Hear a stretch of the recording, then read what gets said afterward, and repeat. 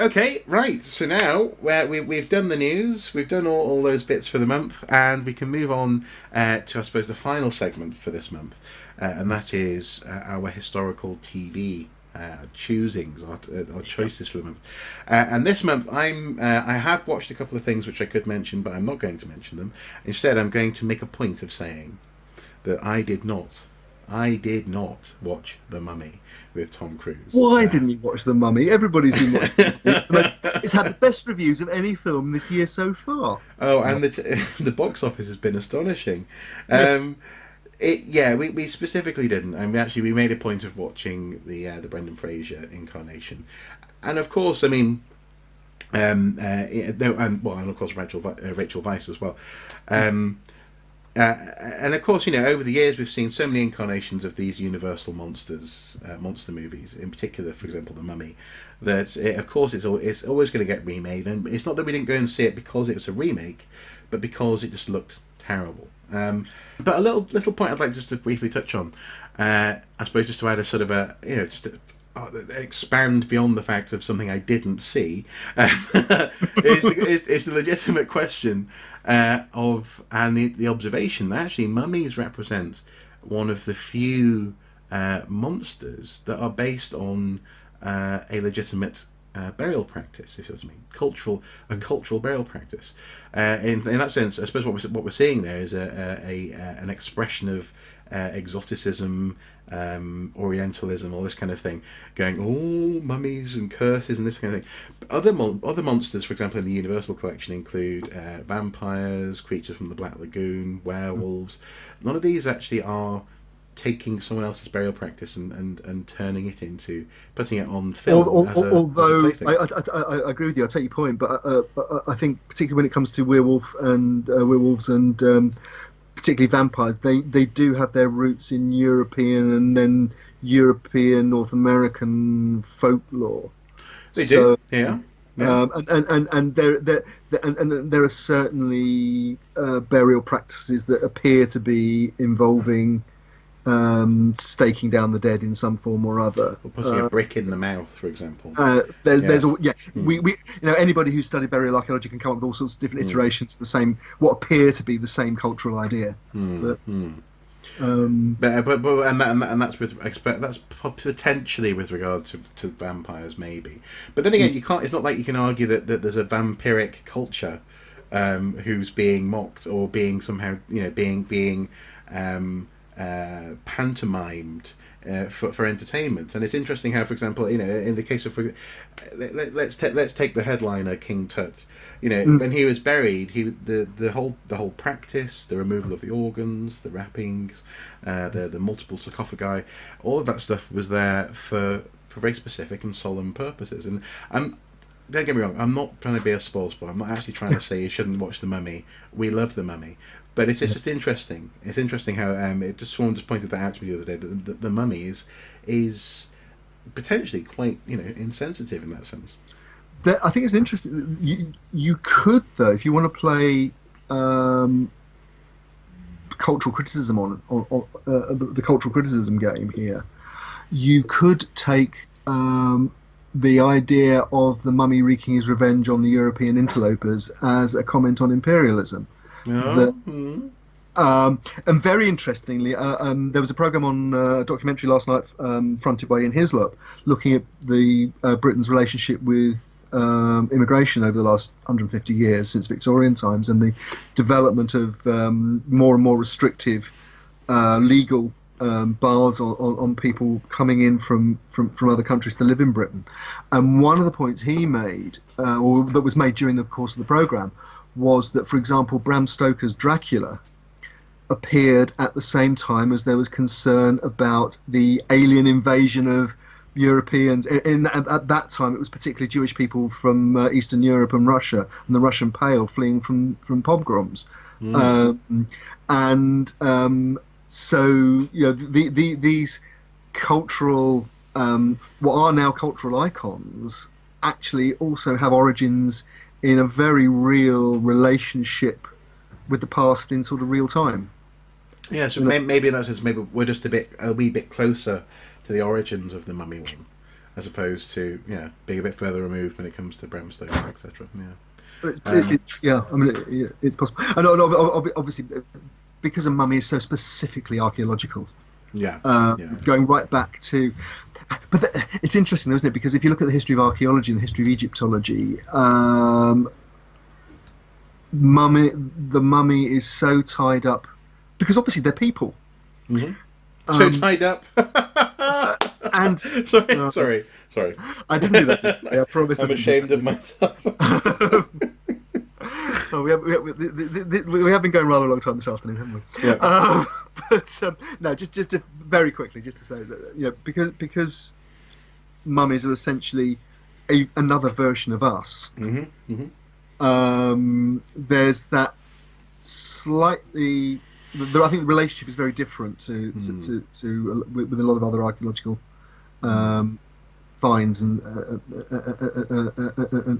lot of other archaeological material, even burial material, and they're also a very accessible and succinct microcosm of an alien culture. So if you go to when you first went to the British Museum and saw a mummy in a casket, it's almost like a little wrapped sub-summary of something else, the other. It's the reason why people. I know an archaeologist whose family is whose family owns a fairly big house, and in that fairly big house for a long time, in the hallway they had a mummy on display. One of the members of the family was brought in. Hey, I brought this back from Egypt. Here we go. But it was. That's in many ways is grotesque, but also at the same time it highlights that it's a packageable thing, and so it's no wonder that people, I suppose, have honed in on them as well. Yeah. I think I think so. I mean, I guess they are.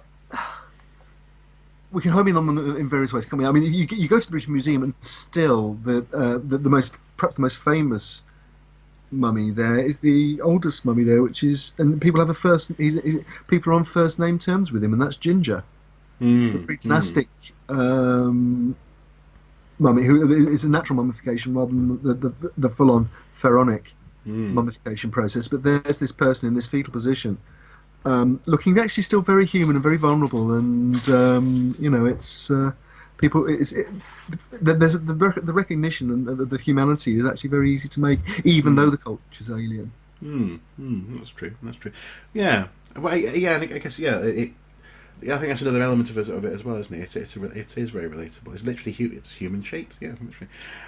Okay, so what's your pick of the month then? What have you actually watched as opposed to not watched? My pick of the month is last week's episode of Doctor Who. Oh, okay. Where the Doctor solved the mystery of the disappearance of the Ninth Legion and saved the universe, all in 3/4 of an hour. Fantastic. What more could you ask for on a Saturday evening?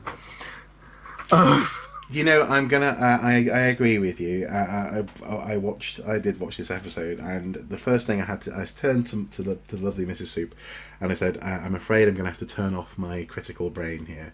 I'm just gonna have to I just want to just enjoy this. I'm not going to because just a little. I will get a little point out of the way, and that is that isn't it now believed that this Ninth Legion element is actually a clerical error, that it's not actually to do with a legion actually going missing in Scotland. There people are still arguing about it. I mean, the consensus certainly up until recently has been that it was probably transferred out of Britain around about the turn of the first century, and probably disappeared. It certainly came off the Roman army roll by the 160s, and was probably destroyed either in Judea or in the Far East, in the Middle East, fighting the Parthians. But hey, it really doesn't matter. No, it is a heck of a story, and actually, it reminds me. This is just the broader context of the story. When I lived and worked in York, in a house very close to the Minster, I think it's called the Treasurer's House. I think in the basement, in the cellar, there's a story there of an electrician working, and basically the cellar is on the original Roman route out of York. and he was apparently was convinced he could hear footsteps and he saw people marching in regalia and this kind of thing in the That is a cellar. very famous story. Yes. Very famous story. Yeah. So there is this whole ghostly mysteriousness surrounding the Ninth Legion. But then, as you say, wrapping it up in Doctor Who, it was a good match. What was lovely about it to me, and it's something Doctor Who at its best does, I think, really well, and particularly in the current, the modern Doctor Who since the BBC revived it.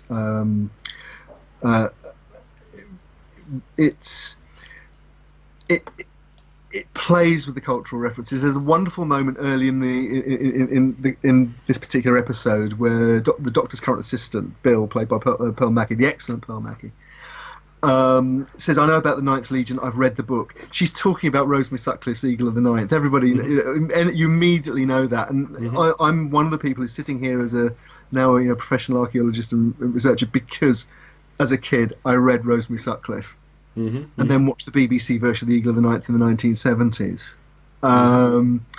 And it's not afraid to play with references like that, but I mean, and I have to give full credit to the writers, a Scottish writer called Rona Munro, who's actually written modern Scottish history plays as well, or modern plays about Scottish history. She's a very successful TV and theatre writer, and actually wrote the last episode of the previous iteration of Doctor Who before it was cancelled by Michael Grade. She apparently went on record as saying she was the person that almost finished off Doctor Who forever. Right. Well, and so yeah, I think it had a lovely throwback feel to it. I mean, obviously we don't want to spoil specific plot points. No plot spoilers. No. But the Ninth Legion did disappear. Yeah. They definitely disappeared. We can mention the idea of talking crows, and I think there was something quaint there, and there was something quirky and slightly magical. And I mean that in the sort of what do they call it? Magical realism in literature. Absolutely, definitely. And again, it was beautiful. It was beautifully acted, beautifully done. There's also some great gags. Yeah. Where there was the moment when people they come across a body, or bodies, not being too specific about it, and they also and at the same time they're talking about the weather, and they're talking about the cold. It's cold and it's damp and they're dead and we're in Scotland. Yes, death by Scotland. Somebody says. I think it's even more funny because hasn't one of the bodies essentially died due to extraordinary lack of exposure to sun? That's true. That's it. That's it. Yes. You're right. Absolutely. And only a Scottish writer and a Scottish producer could get away with that. Yeah. Very good. I suppose the only downside in terms of Scottishness, though, I was a little bit disappointed by there's some Scottish music that plays towards the end of the piece, but of this episode, which was the worst possible loop of music they could have chosen. It was just. Although again, though, I think that was deliberate because you get again, there's a throwaway line where the Matt Lucas character Nardole, the other current sort of companion. The music's playing, and he just says as a sort of sarky aside, this is worse than jazz. Well, yes, yeah. That was worse. They're playing with you. The writers, the production team are playing with you all the time with it, and sometimes it's a joke, and sometimes it's a serious piece of storytelling. Lovely bit of magical realism with the crow, like you said. No, I just thought it was. It was a Doctor Who episode at its best. It wasn't self-conscious. I think lots of Doctor Who's lately episodes have been very lost in their own amazingness, whereas this one was not about. In many ways, this wasn't really about the Doctor. But also, there's something beautiful about taking Peter Capaldi as the Doctor, as a Scottish man. Yes. It was very good. It was very good, and as I say, just don't take off your critical cap, and you'll enjoy it, I think. Absolutely, and I would say to any of our prehistorian colleagues watching, there is a fascinating and I think very convincing new theory about the importance of the rear wall of a chambered tomb. I think there's a very significant. They've obviously done their research there, and I think there's something there that people should be looking at very seriously when they're researching places like West Kennet and other examples of long barrows and chamber tombs. Yeah, so something in that sense beyond the mere mechanics of a solstice, as it were. Indeed, absolutely, yeah, absolutely. Definitely. Again, we don't want to talk about it because we'll spoil the plot. And, absolutely, very, but a very important archaeological case study. It was good. It was very good. Yeah, it was very fun. Yeah. Okay, grand. Well, that brings us to a close. The watching brief has now ended for June 2017. Once again, we had some trouble at the beginning of this one, but I think we managed to get through. And and we finished up smiling, which actually, given where we started, is quite remarkable. I think. Yeah, exactly. Yeah, in terms of the tone of them, of the world that we're living in, Doctor Who and some light magical fun is precisely what we needed, I think. Grand. Well, thank you as ever for your time this month, Andy. Well, thank you, and speak again next month. Will do. Take care.